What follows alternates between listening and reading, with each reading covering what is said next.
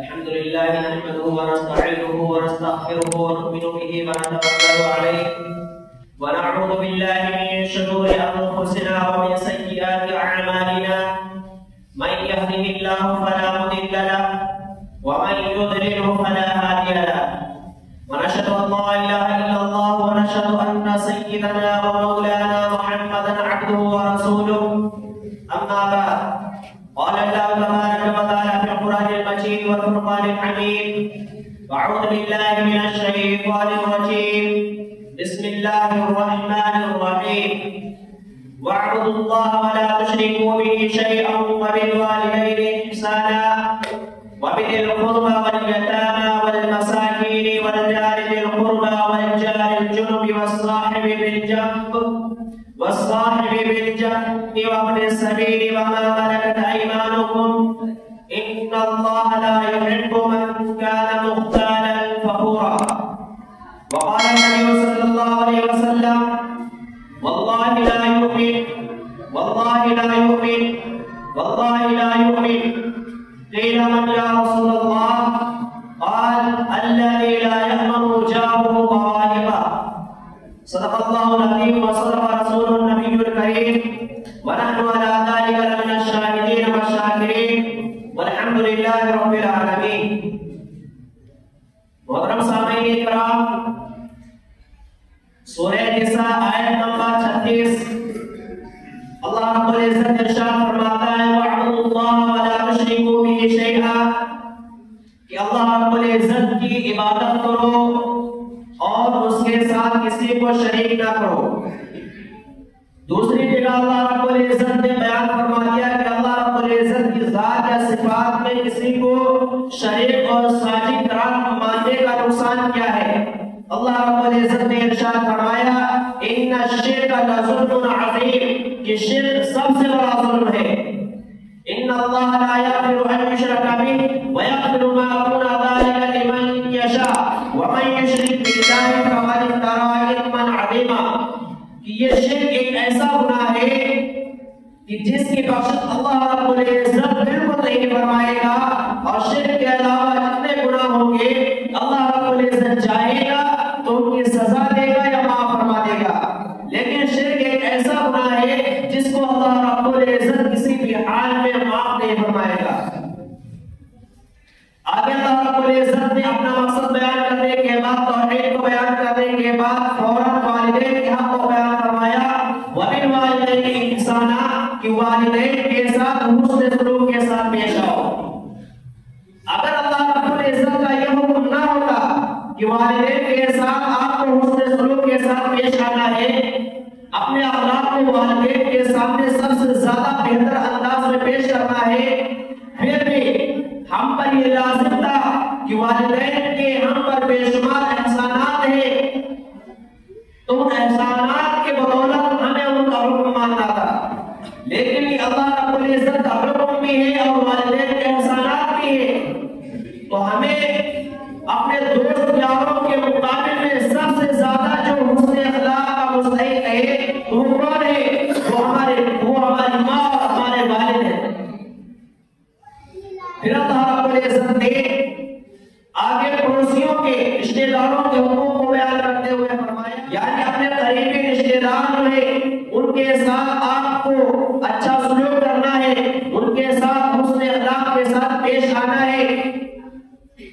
والیتامى، اور یتیموں کے ساتھ بھی اچھے اخلاق کے ساتھ پیش آنا ہے. والمساکین، اور مسکینوں کے ساتھ بھی اچھے طریقے سے پیش آنا ہے. پھر اللہ رب العزت نے 3 طرح کے پڑوسیوں کے حقوق کو بیان فرمایا والجار ذی القربى والجار الجنب والصاحب بالجنب. والجار ذی القربى یعنی وہ پڑوسی جو آپ کے گھر کے بالکل سامنے ہو، آپ کے گھر کے اڑوس پڑوس میں ہو، آپ کے گھر کے بالکل ٹچ میں ہو. والجار الجنب، اور وہ پڑوسی جن کا گھر آپ کے گھر سے تھوڑی دوری پر ہے. والصاحب بالجنب، اور یہاں پر اللہ رب العزت نے اس پڑوسی کے حق کو بیان فرمایا ہے جو چند منٹ کے لیے، چند گھنٹوں کے کسی مجلس کے اندر، کسی محفل کے اندر آپ ٹریول کر رہے ہیں، بس کے اندر آپ فلائٹ کا سفر کر رہے ہیں، تو آپ کے جو ساتھ بیٹھا ہوا ہے، ٹرین کا سفر کر رہے ہیں، آپ کے سیٹ پر آپ کے ساتھ جو بیٹھا ہوا ہے، اللہ رب العزت نے اس کا یہاں پر ذکر فرمایا ہے کہ اس کے ساتھ میں حسن سلوک کے ساتھ پیش آنا ہے۔ لیکن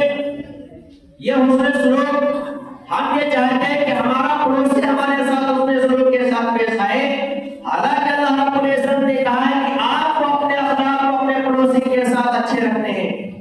پھر اللہ رب العزت نے فرمایا وہ اپنے سبھی عام مسافر، کوئی بھی مسافر ہو، اس کے ساتھ اگر وہ ضرورت مند ہے اس کی ضرورت کو پورا کرنا، اس کے ساتھ حسن سلوک کرنا، یہ اللہ رب العزت کا حکم ہے۔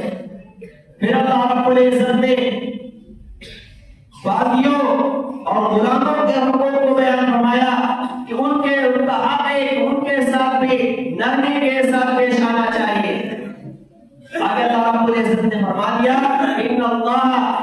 لا يحب من كان مختالا فخورا، کہ اللہ رب العزت اترانے والے اور شیخ باز کو بالکل پسند نہیں کرتا۔ اللہ کے نبی علیہ السلام نے ارشاد فرمایا واللہ لا یؤمن واللہ لا یؤمن واللہ لا یؤمن، کہ وہ انسان مومن نہیں ہو سکتا، کہ وہ مومن نہیں ہو سکتا، وہ مومن نہیں ہو سکتا۔ صحابہ اکرام رضوان اللہ تعالی علیہم اجمعین نے کہ اللہ کے نبی علیہ السلام کون؟ واللہ کے نبی علیہ السلام نے ارشاد فرمایا الذی لا یأمن جارہ بوائقہ، کہ جس کی ایذا آسانی سے اس کا پڑوسی جو ہے وہ محفوظ نہ ہو۔ اس کے اندر تمام چیزیں آ جاتی ہیں۔ آپ اپنے گھر کا کوڑا اپنے دروازے پر، پڑوسی کے دروازے پر نہ ڈالیں۔ آپ کا جو پرنالا ہے وہ صحیح طریقے سے ہو، اس کی وجہ سے کسی کو پریشانی نہ ہو۔ آپ شراب پی کر محلے کے اندر شور و شرابہ نہ کریں، یہ بھی اپنے پڑوسی کو تکلیف دینے والی چیز ہے۔ آپ ڈیجے اس طریقے سے نہ بجائیں، شریعت نے بالکل ہی منع کیا ہے کہ انسان تنے تنہا بھی سننا حرام ہے، لیکن اگر کوئی انسان ڈیجے بجا رہا ہے اور تیز آواز کے اندر بجا رہا ہے تو وہ بجا رہا ہے اس کا گناہ، اور دوسرے لوگ سن رہے اس کا گناہ، اور تیسرے یہ کہ وہ حرام پہلے ہی سے ہے۔ تو اگر کوئی انسان اس طریقے سے ڈیجے بجا رہا ہے اور تو وہ خود گنہگار ہوگا اور دوسروں کا جو وبال ہوگا وہ بھی اس کے سر پر ڈالا جائے گا، اور تیسرے یہ کہ وہ پڑوسی کو تکلیف دے رہا ہے، تیسرا اس پر گناہ ہوگا۔ تو ہمیں ہر اعتبار سے جو ہے اپنے پڑوسی کے ساتھ حسن سلوک کے ساتھ پیش آنا ہے۔ اللہ کے نبی علیہ السلام نے ارشاد فرمایا ما زال جبریل یوصلنی حتی ظننت انہ سیورثہ، کہ جبریل علیہ السلام مسلسل بارہ میرے پاس آئے اور مجھے یہ وصیت کرتے رہے، یہاں تک کہ میں نے گمان کیا، مجھے اس بات کا اندیشہ ہوا کہ کہیں یہ پڑوسی جو ہے یہ ورثہ کی لسٹ کے اندر داخل نہ ہو جائے۔ وراثت کے اندر کس کا حق ہوتا ہے؟ بچوں کا حق ہوتا ہے، اس کے والد کا حق ہوتا ہے، والدین کا حق ہوتا ہے، بہنوں کا حق ہوتا ہے۔ اللہ کے نبی علیہ السلام نے فرمایا کہ جبریل علیہ السلام مجھے اتنی تاکید کر رہے تھے، مجھے تو ایسا لگ رہا تھا کہ یہ پڑوسی جو ہے یہ بھی ورثہ کی لسٹ کے اندر داخل ہو جائے گا۔ امام صحابی رحمۃ اللہ علیہ ان کی کتاب القبائر، اس کے اندر ایک واقعہ لکھا ہے کہ سعد بن عبداللہ رحمۃ اللہ علیہ ان کا پڑوسی وہ مجوسی تھا، آگ کے پرستش کرنے والا، اور اس کا پرنالا سعد بن عبداللہ رحمۃ اللہ علیہ کے وہ صحن سے گزر کر نیچے گرتا تھا اور وہ نیچے سے پھٹا ہوا تھا درمیان سے، تو وہ جو گندگی ہوتی تھی، گندا پانی ہوتا تھا، وہ سعد بن عبداللہ رحمۃ اللہ علیہ کے صحن کے اندر گرتا تھا، اور یہیں پر اس نے بس نہیں کیا بلکہ رات میں کوڑا کر اٹھا کر وہ سعد بن عبداللہ رحمۃ اللہ علیہ کے صحن کے اندر پھینک دیتا تھا۔ یہ طویل عرصہ گزرتا گیا، سعد بن عبداللہ رحمۃ اللہ علیہ جو ہے تستری وہ ایک ایسے مرض کے اندر لاحق ہوئے، مسائل ہونے لگا کہ یہ میرے انتقال کا سبب بن سکتی ہے۔ اپنے پڑوسی کو بلایا اور کہا کہ دیکھو میں نے تو برداشت کر لیا، میں نے کبھی شکایت نہیں کی، لیکن دیکھو میرے گزر جانے کے بعد ہو سکتا ہے کہ میرے ورثہ تم سے الجھ جائیں اور اور اسے جھڑپ ہو جائے تو ہو سکتا ہے کہ اس کی وجہ سے تمہیں تکلیف پہنچے، اس لیے اب یہ حرکت نہ کرنا اور یہ پرنالے کو صحیح کر لینا اور کوڑا کرکٹ وغیرہ نہ پھینکنا۔ سعید بن عبداللہ تستری رحمۃ اللہ علیہ کے اس اخلاق کو دیکھ کر وہ مجوسی اس کے دل کے اندر ایمان کا جذبہ پیدا ہوا اور وہ سوچنے لگا، دل کے اندر اس نے سوچا کہ دیکھیے یہ میں ان کو طرح طرح سے تکلیف دیتا رہا لیکن انہوں نے اس تک نہیں کیا، اور فوراً کہا کہ آپ اپنا ہاتھ بڑھائیے، میں کلمہ پڑھتا ہوں، اور وہ فوراً کلمہ پڑھ کر اپنے گھر والوں کو بھی کلمہ پڑھایا اور پھر اس نے اپنی پوری زندگی تقوی کے اوپر گزاری۔ تو دیکھیے کہ اگر ہمارا حسن اخلاق لوگوں کے ساتھ اچھا ہے، چاہے وہ مسلمان ہو یا نان مسلم، تو اس کے اثرات ظاہر ہو گئے ہیں۔ تو ہمیں چاہیے کہ ہم اپنے اخلاق کو اچھا بنائیں، اور جب ہم خود اچھے بنیں گے تو ہمارا پڑوسی جو ہے وہ اچھا ہوگا، اور جب ہمارا پڑوس اچھا ہوگا تو یقیناً اس کے ذریعے سے ایک مثال معاشرہ وجود کے اندر قائم ہوگا۔ تو اس طریقے سے ہمیں پہلے اپنے آپ کو صحیح کرنا ہے، اپنے اخلاق کو صحیح کرنا ہے، ہمیں خود